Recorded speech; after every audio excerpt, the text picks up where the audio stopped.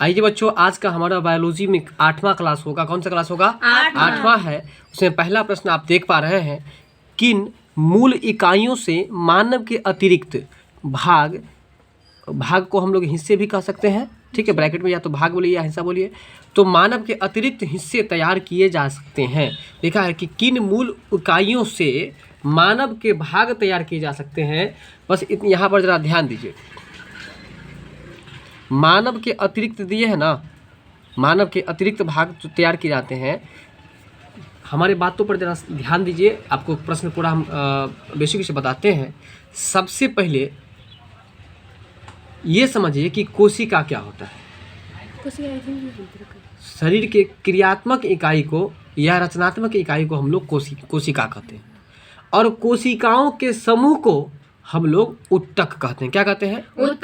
उत्तक कहते हैं, ठीक। और विभिन्न तरह के कोशिका को मिला करके एक कोशिका अंग बनता है, जिसको हम लोग कोशिकांग कहते हैं। क्या कहते हैं? कोशिकांग। कोशिकांग को तोड़ेंगे तो कोशिका जोड़ अंग होगा, यानी कि कोशिक से मिला करके अंग बनता है। क्या बनता है? कोशिक से मिला के अंग बनता है। कोशिका से मिला करके अंग बनता है। यहाँ तक समझ में आया मेरा बात कि नहीं आया? आया। ठीक है, तो देखिए वही बात यहाँ पर है। जरा प्रश्न पर ध्यान दीजिए कि किन मूल इकाइयों से, मतलब कौन सा ऐसा इकाई है जिससे मानव के अतिरिक्त भाग तैयार किए जा सकते हैं। तो उसका आंसर जो हो जाएगा स्टेम कोशिकाएं। क्या हो जाएगा? स्टेम कोशिकाएं। तो बताइए कि किन मूल इकाइयों से मानव के अतिरिक्त भाग तैयार किए जाते हैं? स्टेम कोशिकाएं। किन मूल इकाइयों से मानव के अतिरिक्त भाग तैयार किए जाते हैं? स्टेम कोशिकाएं। आप जो कल बता रहे थे बच्चे लोगों को तो नहीं बता पा रहे थे, इसलिए उसको सीखिए। अब किस तरह से हम प्रश्न को देखिए, तो अभी आपको प्रश्न क्या बताएं हम, किन मूल इकाइयों से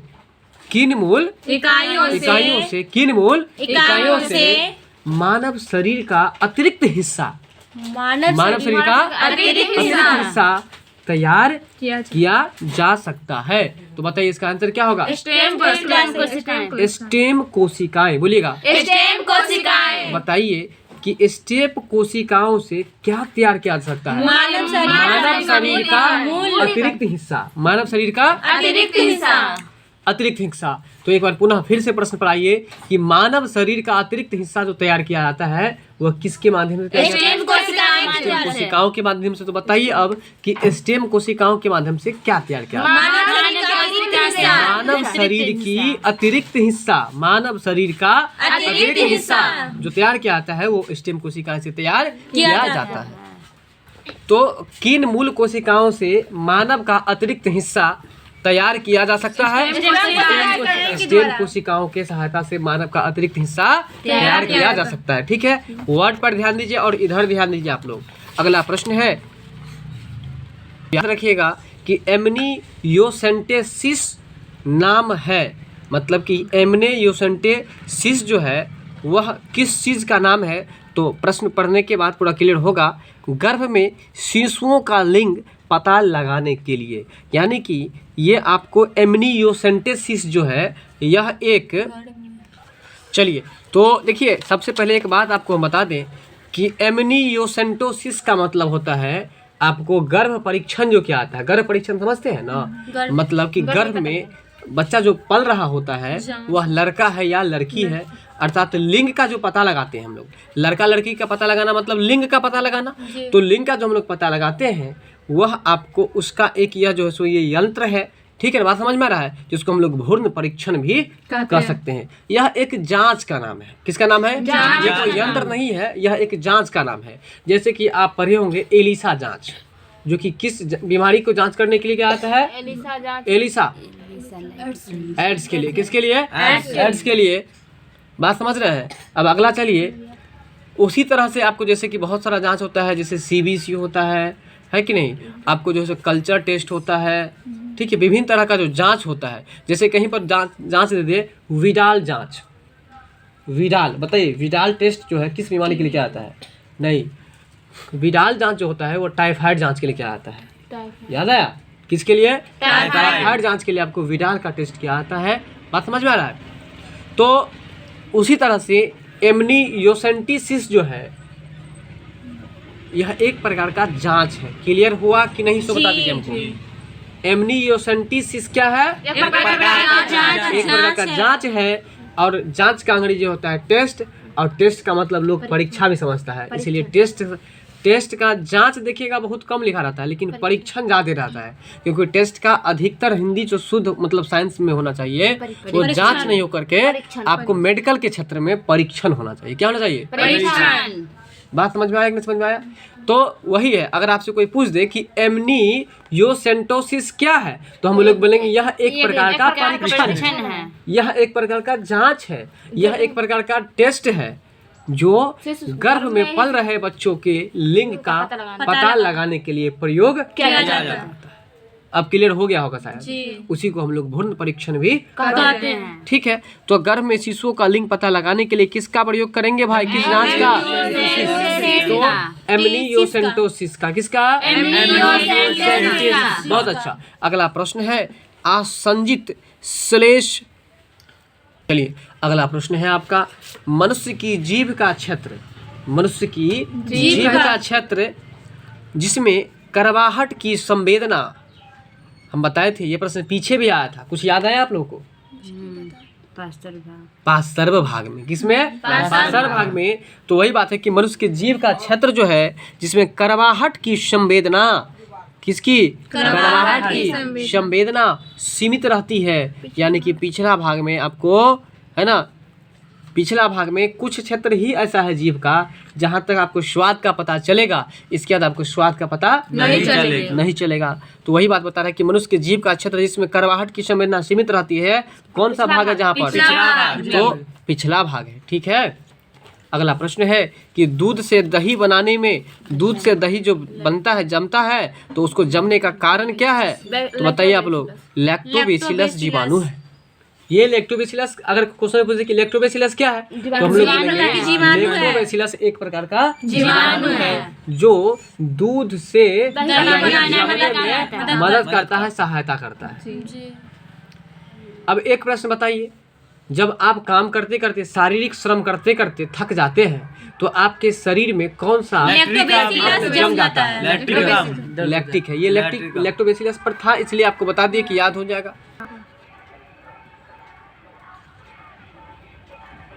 तो दूध से दही जमने में जिस जीवाणु का यूज किया जाता है, मतलब जिस जीवाणु का मदद होता है, वो कौन सा जीवाणु होता है? लैक्टोबैसिलस जीवाणु। बात समझ में आ गया? बताइए, दूध से दही जमने के लिए किस जीवाणु का यूज किया जाता है? लैक्टोबैसिलस। ठीक है, चलिए आगे चलते हैं हम लोग। तो दूध से दही बनाने के लिए किस जीवाणु का यूज किया जाता है? अब अगला प्रश्न है प्राकृतिक मोम। क्या है प्रश्न? प्राकृतिक मोम। मोम और लाख किस रूप में प्राप्त किए जाते हैं? ठीक है, प्राकृतिक मोम और लाख जो है वो किस रूप में प्राप्त किए जाते हैं? तो देखिए बताते हैं। प्राकृतिक मोम और लाख है। क्या है? प्राकृतिक मोम और लाख है। यहाँ पर जरा ध्यान दीजिए। प्राकृतिक मोम, आपको पता है कि मोमबत्ती जो आप बनाते हैं, वो मोमबत्ती कहाँ से आता है? पता है आप लोग को? ये कीड़ा से आता है। लिखा है प्रश्न में कि प्राकृतिक मोम जो बनाया जाता है और लाख जो बनाया जाता है किस रूप में बनाया जाता है? तो कीड़ों के स्राव से। किससे? कीड़ों के श्राप से। कीड़ों के श्राव से। इसको आप श्राव पढ़िए। क्या पढ़िएगा? श्राप। शराब नहीं पढ़ लीजिएगा, श्राव। श्राव श्राव मतलब होता है आपको निकलना, कीड़ों के श्राप से। बात समझ में आ गया? तो प्राकृतिक मोम और लाख किस रूप में प्राप्त किए जाते हैं? कीड़ों के श्राप के रूप में। अगला प्रश्न है आपका, किसी जैव यौगिक के किसके प्रयोग द्वारा अपघटन की प्रक्रिया को किण्वन यानी कि फर्मेंटेशन कहते हैं? तो प्रकीर्ण या एंजाइम। इसको छोड़ दीजिए, आप इसमें एक बात याद जरूर रखिएगा, दो बातें बताते हैं। पहला बात है यौगिक। क्या है? यौगिक। अगर आपसे पूछ दे कि यौगिक किसे कहते हैं, दो या दो तो याद रखिएगा, दो या दो से अधिक तत्वों से मिलने के बाद जो प्राप्त होता है उसे ही हम लोग क्या कहते हैं? यौगिक। ठीक है। और यदि आपसे पूछ दे कि तत्व किसे कहते हैं, बताइए। तो तत्व का मतलब होता है जो केवल एक ही परमाणु से मिलकर बना हो, उसको हम लोग तत्व कहते हैं। जैसे कि अगर हाइड्रोजन की बात करें तो हाइड्रोजन तत्व है, लेकिन वहीं अगर हम H2O यानी कि जल की बात करें तो वह एक यौगिक है, क्योंकि यौगिक जो बना है तो दो या दो से अधिक से बना है, यानी कि हाइड्रोजन ऑक्सीजन दोनों से मिला है तो वो आपको यौगिक हो गया। लेकिन अगर सिंगल हाइड्रोजन है तो वो क्या कहलाएगा?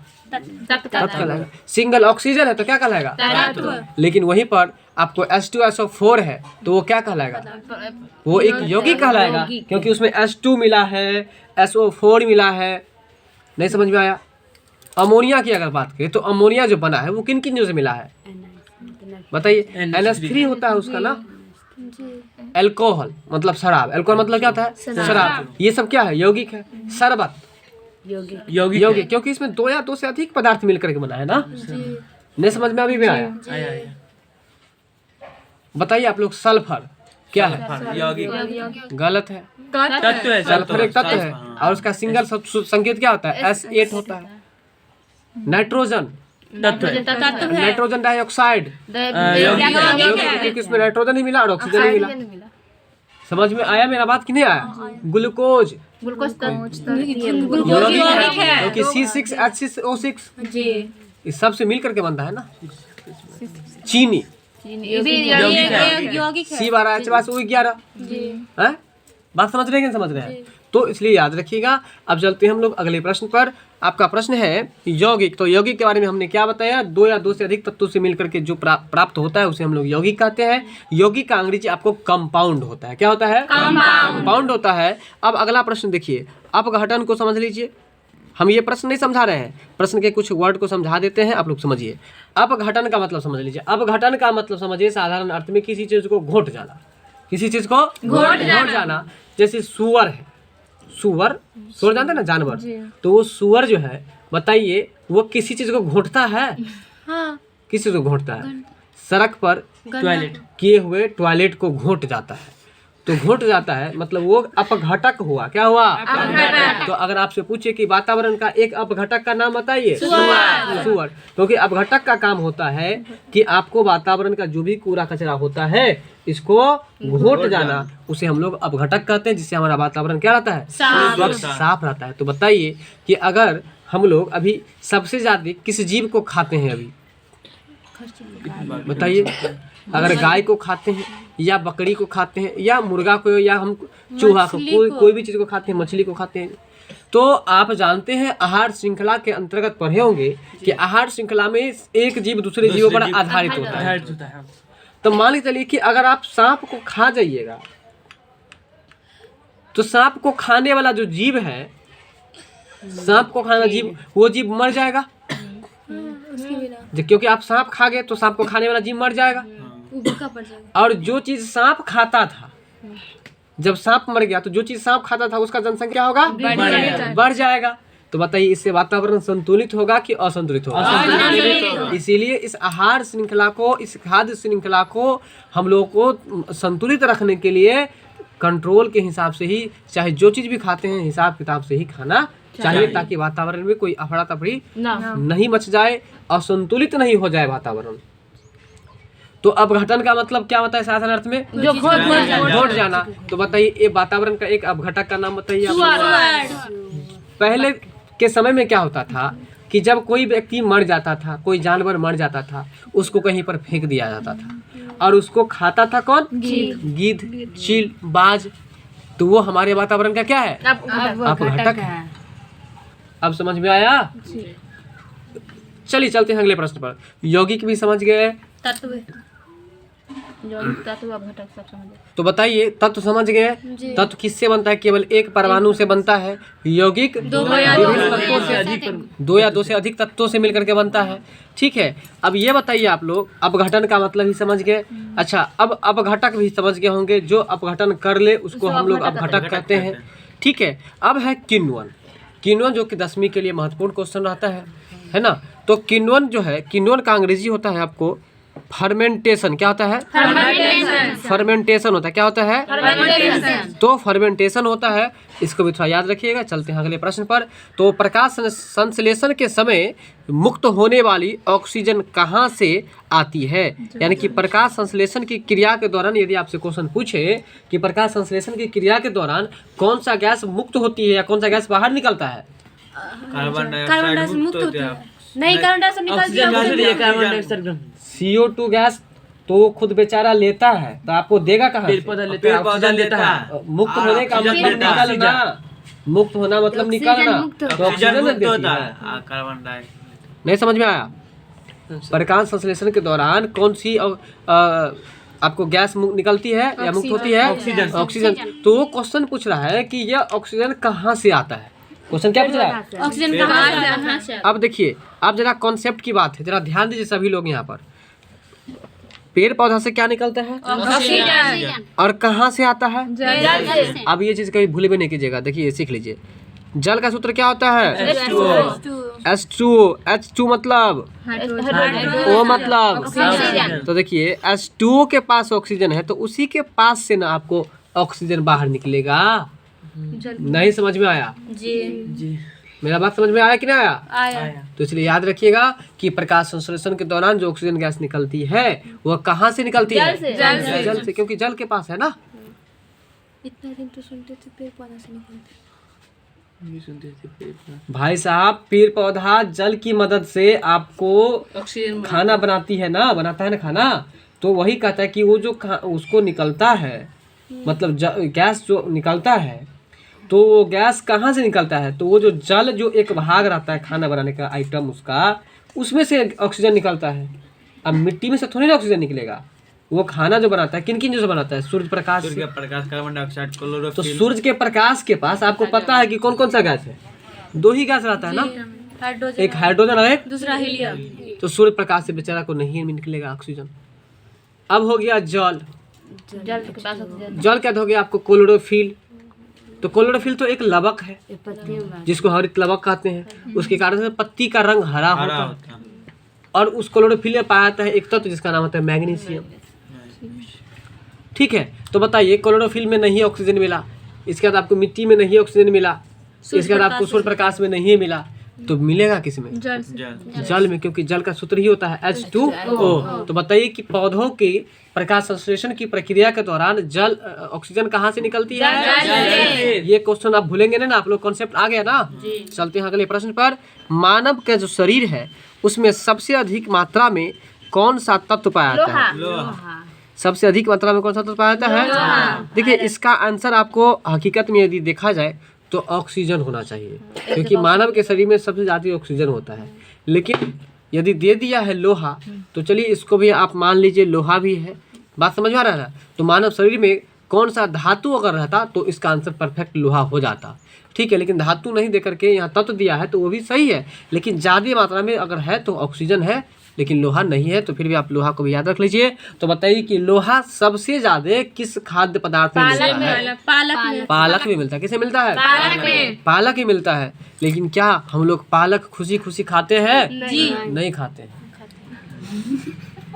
चलिए अगला प्रश्न है आपका कि मानव शरीर में सबसे अधिक मात्रा में कौन सा तत्व पाया जाता है? लोहा। चलिए अब बताएंगे आप लोग प्रश्न। मधुमेह का मतलब क्या होता है? मधुमेह का मतलब होता है चीनी जो जिसको बीमारी रहता है उसको मधुमेह कहा जाता है। तो मधुमेह के रोगियों के द्वारा प्रयोग में लाए जाने वाले स्वीटेक्स, क्या लिखा हुआ है? स्वीटेक्स में कितनी ऊर्जा मिलती है? तो उसमें 0 कैलोरी ऊर्जा मिलती है। मधुमेह के रोगियों के द्वारा स्वीटेक्स, देखिए इसमें इस पूरे को काट दीजिए, ठीक है, बस इतना याद रखिए कि स्वीटेक्स में कितनी ऊर्जा मिलती है? स्वीटेक्स में कितनी ऊर्जा मिलती है? देखिए स्वीटेक्स है ना, आप देखिएगा जब जिसको चीनी बीमारी हुआ रहता है तो उसको जो भी दवा रहता है उस दवा पर लिखा रहता है शुगर फ्री। शुगर फ्री मतलब इसमें शुगर नहीं है। बात समझ में आ रहा है? शुगर नहीं है मतलब 0% है। कितना है? वही बात है कि स्वीटेक्स में कितनी की ऊर्जा मिलती है? 0 कैलोरी। जीरो का हिंदी क्या होता है? शून्य, इसलिए 0 कैलोरी। क्लियर? अब बताइए कि मधुमेह मतलब क्या होता है, जल्दी बताइए। चीनी बीमारी। तो बताइए कि मधुमेह के रोगियों को कौन सा इंजेक्शन लगाया जाता है? ठीक है, अगला प्रश्न है आपका पार्किंसन रोग। कौन सा रोग है? पार्किंसन रोग के इलाज को विकसित करने में महत्वपूर्ण योगदान देने के लिए किसे नोबेल पुरस्कार प्रदान किया गया? किसे नोबेल पुरस्कार प्रदान किया गया? रॉबर्ट वी लाफलिन को। किसको? रॉबर्ट वी लाफलिन को। अगला प्रश्न है आपका कि पार्किंसन रोग कौन सा रोग है, जल्दी बताइए। पार्किंसन रोग है पार्किंसन के इलाज को विकसित करने में महत्वपूर्ण योगदान देने के लिए किसे नोबेल पुरस्कार प्रदान किया? तो रॉबर्ट बी लाफलिन को। ठीक है, इस प्रश्न को आप लोग छोड़ दीजिए, परीक्षा के दृष्टि से महत्वपूर्ण नहीं है। अगला प्रश्न है, प्राणी जो अपनी आंखों के रूप में ध्वनि का इस्तेमाल करता है, कहता है कि अपने आंखों के रूप में, देखिए ध्यान देने की बात है, प्रश्न आपको आता है, कहता है कि ऐसा प्राणी जो अपने आंखों के रूप में ध्वनि का यूज करता है। आवाज देखिए उसके पास वो आंख से अंधा होता है बेचारा, और उसके जगह पर जो है ना वो ध्वनि के माध्यम से काम करता है, यानी कि वह पराश्रव ध्वनि को सुन सकता है और उसी को सुन करके आपके बगल से गुजरेगा, लेकिन आप में ठोकर नहीं लग सकता। बस समझ में रहा है, चमगादड़ है। तो याद रखिएगा कि प्राणी जो अपनी आंखों के रूप में ध्वनि का इस्तेमाल करता है वह कौन सा प्राणी है? चमगादड़ है। अब इसके बारे में जो सही बात है वो सुन लीजिए।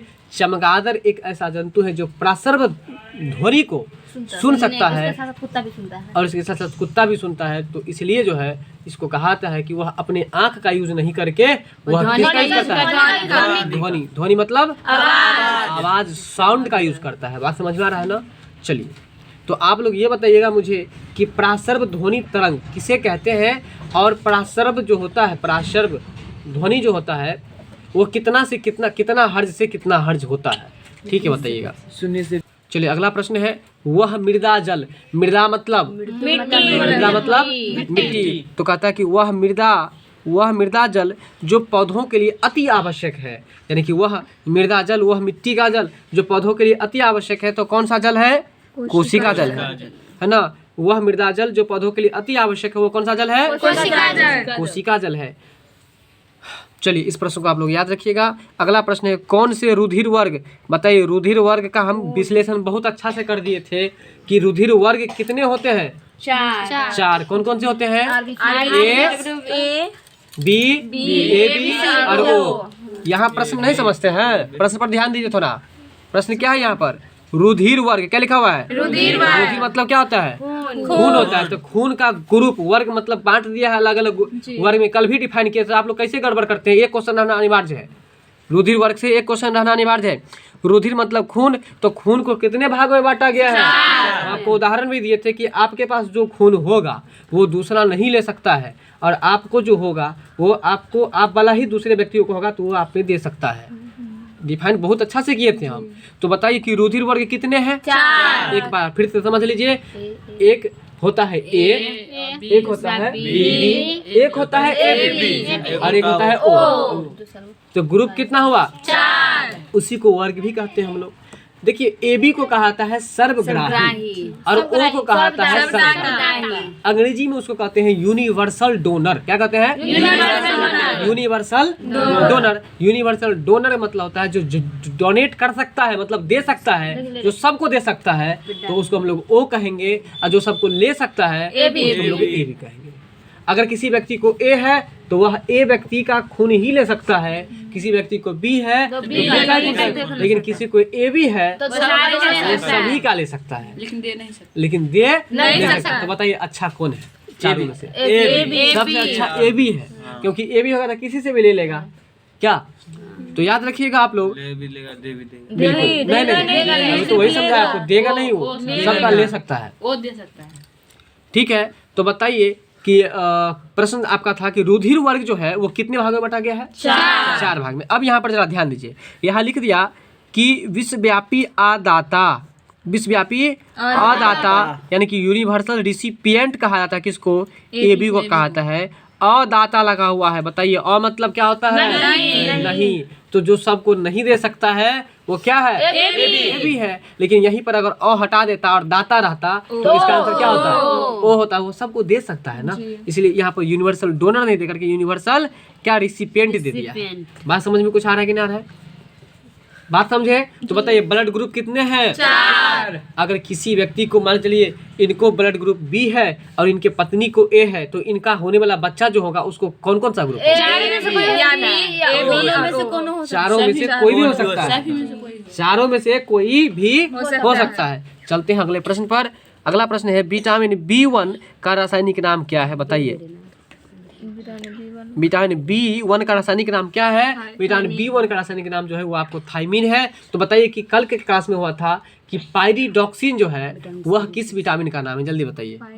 तो बताइए कि विटामिन B1 का रासायनिक नाम क्या है? B1 की हम बात कर रहे हैं। विटामिन B1 तो थायमीन, अब vitamin B6 pyridoxine, vitamin B6 pyridoxine. अच्छा ये बताइए कि विटामिन B की कमी से कौन सा रोग होता है?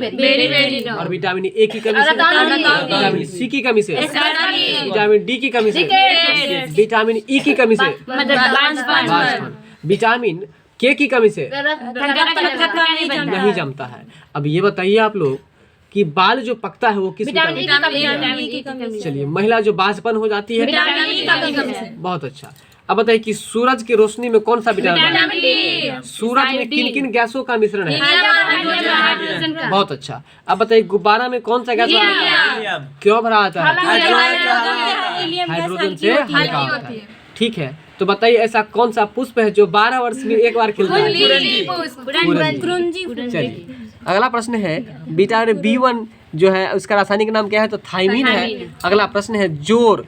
जोर मतलब क्या? ये मैथ का जोर घटाओ नहीं, जोर बताए थे, उसको उदाहरण बताए थे ना, ये जोर हुआ, ये जोर हुआ, ये आपको जोर हुआ, ठीक है ना।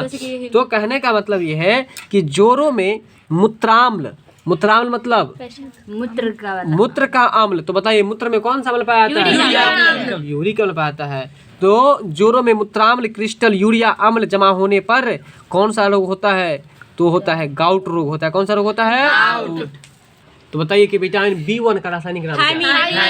विटामिन B6 का पायरिडॉक्सिन। अब एक बात बता दीजिए, अभी टेम्परेचर बहुत बढ़ गया है, तो हम यदि उच्च ताप को जो मापेंगे तो किसे? बहुत अच्छा। अब बताइए कि मोटरसाइकिल में जो मीटर लगी होती है वो किस तरह के चाल को मापती है? तुरंत बिल्कुल, तात्क्षणिक चाल को।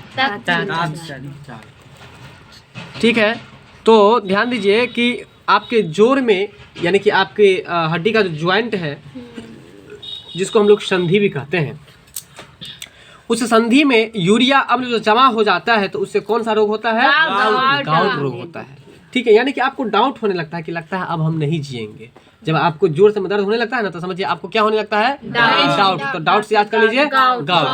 बताइए गाउट क्या है? तो गाउट एक प्रकार का रोग है जिसमें क्या होता है? ऐंठन होता है। तो यूरिक अम्ल जो है ना वो जमा हो जाता है। बात समझ में आ रहा है? विटामिन किस तरह की? विटामिन जिसकी कमी के कारण मसूरों से रक्त आता है। बताइए इनके मसूरों को रक्त, इनके मसूरों से दांत से क्या आता है? तो रक्त आता है। और ध्यान दीजिए कि इससे दांत क्या होता है? हिलने लगता है। तो कहने का मतलब किस विटामिन की कमी से? आप लोग याद रखिएगा कि खाने में विटामिन BC का यूज कीजिएगा, यानी कि क्या क्या चीज का यूज कीजिएगा? नींबू का यूज कीजिएगा, टोमेटो का यूज कीजिएगा, नहीं आंवला का यूज कीजिएगा। ये सब आपको विटामिन C है। बात समझ में आ रहा है? तो बताइए विटामिन C के कमी से कौन कौन सा रोग होगा? क्या क्या दिक्कत होगा? स्कर्वी रोग होगा ना। अभी मसूड़ा में से ब्लड आएगा और उसके कारण से दांत आपका हिलने लगेगा। विटामिन C सबसे अधिक पाया जाता है आपको आंवला में। इसके अलावा विटामिन जो है आपको विटामिन C जो है जैसे कि संतरा हो गया और खट्टे पदार्थ जो कुछ भी है सब में यह पाया जाता है। ठीक है, तो चलते हैं अगले प्रश्न पर। पादप। पादप का मतलब होता है पौधा। पादप का मतलब क्या होता है? पौधा। पौधा में वाष्पोत्सर्जन उस स्थिति में अधिक तीव्र गति से होगा जब वातावरणीय अवस्था शुष्क होगा। कहने का मतलब कि वाष्पोत्सर्जन की क्रिया कह रहा है कि खूब तेजी से कब होगा? कौन सी क्रिया है? वाष्प उत्सर्जन की क्रिया। बोलिए ना, वाष्प उत्सर्जन की क्रिया किस अवस्था में तेजी से होगा? बताइए आप लोग। तेजी से कब होगा? जब वातावरण में आपको, वातावरण जो है ना शुष्क अवस्था में, किस अवस्था में हो? वातावरणीय अवस्था जब शुष्क होगी तो वाष्पोत्सर्जन की प्रक्रिया भी अधिक तेजी से होगी। बात समझ में आया कि नहीं आया? अगला प्रश्न है प्रतिजैविक। बार बार आ रहा है प्रतिजैविक वाला प्रश्न, आप लोग याद रखिएगा। तो बताइए प्रतिजैविक का अंग्रेजी क्या होता है? एंटीबायोटिक। बोलिए एंटीबायोटिक। तो एंटीबायोटिक का काम क्या है पहले ये बता दीजिए। जीवाणु या रोगाणुओं को रोकना या रोगाणुओं की वृद्धि से बचाता है। सही है, चलिए बात बराबर है। तो प्रतिजैविक पेनिसिलिन यहाँ क्वेश्चन ई प्रतिजैवी को कट कर दीजिए। प्रथम बात यहाँ से याद रखिए कि पेनिसिलिन जो प्राप्त होता है वो किससे प्राप्त होता है? कवक से। पेनिसिलिन किससे प्राप्त होता है? पेनिसिलिन किससे प्राप्त होता है? कवक से प्राप्त होता है। ठीक है, पेनिसिलिन किससे प्राप्त होता है? तो बताइए कि सबसे पहले जो एंटीबायोटिक का संश्लेषण हुआ, निर्माण हुआ, कौन सा एंटीबायोटिक का? पेनिसिलिन का। बताइए पौसे प्रथम, पौसे पेनिसिलिन। अगर क्वेश्चन पूछे कि पेनिसिलिन क्या है? एक एंटीबायोटिक है। पेनिसिलिन क्या है? एंटीबायोटिक है। और दूसरा में देखिए कि पेनिसिलिन जो प्राप्त होता है वो कहाँ से प्राप्त होता है? तो ये याद रखिएगा कि पेनिसिलिन कहाँ से प्राप्त होता है? तो बताइए कवकों के अध्ययन को क्या कहते हैं? सवालों के अध्ययन को क्या कहते हैं? चलिए अगला प्रश्न है, कवक को अंग्रेजी में क्या कहते हैं? फंक्स कहते हैं। क्या कहते हैं? फंक्स। क्या कहते हैं?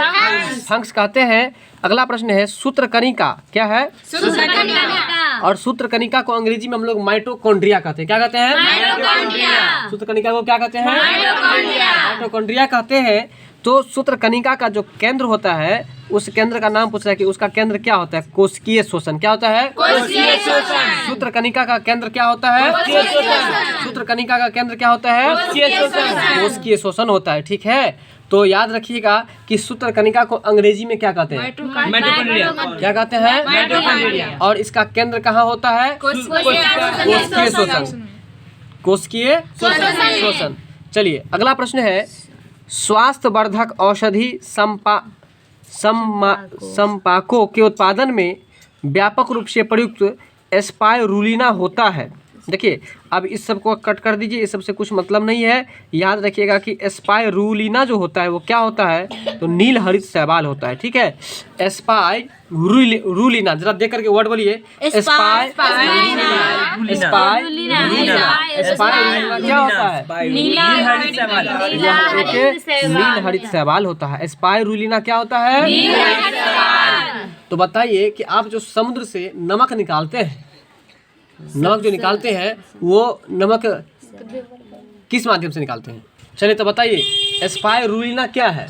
नील हरित स्पाइरुलिना एक आपको नील हरित शैवाल है। अगला प्रश्न है, मानव जो है उसका सामान्य रक्त शुगर, मतलब समझे कुछ, मानव का जो नॉर्मल जितना होना चाहिए ब्लड शुगर वो पूछ रहा है कि कितना से कितना होता है? 110 से लेकर के 140 मिलीग्राम प्रति डेसीलीटर। तो बताइए आप लोग, एक बार पीछे से प्रश्न पूछते हैं कि पेनिसिलिन क्या है? सही बात है। तो आप बताइए कि माइटोकॉन्ड्रिया को हिंदी में क्या कहते हैं? सूत्रकणिका। क्या कहते हैं? अच्छा अब ये बताइए कि स्पाइरुलिना, फिर से बोलते हैं स्पाइरुलिना क्या है? नील हरित शैवाल। तो बताइए अगर आपसे प्रश्न पूछे कि नील हरित शैवाल का एक उदाहरण दीजिए। स्पाइरुलिना। हमको बोलने में इतना दिक्कत होता है और फट से बोल देते हैं। हाँ तो अब हुआ। अगला प्रश्न है कि आप मानव का सामान्य शुगर कितना होना चाहिए? 110 से 140 मिलीग्राम डेसीलीटर। अब जो टेस्ट होगा ब्लड शुगर का, तो आप लोग जब रिपोर्ट देखेंगे तो रिपोर्ट से आप समझ जाएंगे कि मेरा चीनी बढ़ा है या कम है। तो बताइए शुगर का लेवल कितना होना चाहिए? चलिए अगला प्रश्न है, हरे पौधे को कुल कितने पोषक तत्वों की आवश्यकता होती है? बताइए हरे पौधे को वृद्धि करने के लिए कितना पोषक तत्व चाहिए? 17। और हम लोग जानते कितना है उसके बारे में? हम लोग तो सोचते हैं कि बस 4 चीज चाहिए, एगो सूर्य प्रकाश, एगो क्लोरोफिल, कार्बन डाइऑक्साइड और एगो ऑक्सीजन, ये जल। जबकि उसको कितना चीज चाहिए? 17। तब जाकर के वह पेड़ आगे वृद्धि करेगा बढ़िया से। ठीक है, तो एक प्रश्न बताएंगे आप लोग कि मधुमेह बीमारी को अंग्रेजी में क्या कहते हैं? डायबिटीज। हिंदी में क्या कहते हैं उसको? मधुमेह कहते हैं। अब ये बताइए मधुमेह के रोगी को किस तरह का इंजेक्शन दिया जाता है? अब ये बताइए कि मधुमेह के रोगियों को कौन सा ग्रंथि काम करना कम कर देता है? पैनक्रियाज ग्रंथि, जिसको हिंदी में अग्नाशय ग्रंथि कहते हैं। ठीक है, और इसीलिए वह उस ग्रंथि में जब काम करना छोड़ देता तो वो ग्रंथि यहाँ पर होता है। कहाँ पर? यहाँ पर होता है। इसीलिए उसको सुइया जो दिया जाता है यहाँ पर ऐसे पकड़ के इसके बाद सुइया दिया जाता है। बात समझ में आ रहा है? ठीक है, तो बताइए कि वह मृदा जल जो पौधों के लिए अति आवश्यक है, तो कोशिका जल। कौन सा जल है? अच्छा अब ये बताइए कि विश्वव्यापी आदाता किस समूह का कहा है? यूनिवर्सल रिसिपिएंट किसको कहता है? बताइए तो अब एबी को क्या क्या कहता है? यूनिवर्सल रिसिपिएंट, यूनिवर्सल रिसिपिएंट और विश्वव्यापी आदाता। बोलिए विश्वव्यापी क्या क्या कहता है? Universal recipient. बोलिए ठीक है। तो अब ये बताइए आप लोग कि प्रकाश संश्लेषण के क्रिया के दौरान जो ऑक्सीजन गैस निकलती है वो कहाँ से निकलती है? जल से। बहुत अच्छा। जल का सूत्र क्या होता है? तो अब ये बताइए आप लोग कि दूध से दही जमने में किस जीवाणु? ठीक है, वीडियो अच्छी लगी हो तो लाइक शेयर सब्सक्राइब जरूर कीजिएगा। मिलते हैं हम लोग नेक्स्ट वीडियो में। Thanks for watching this video.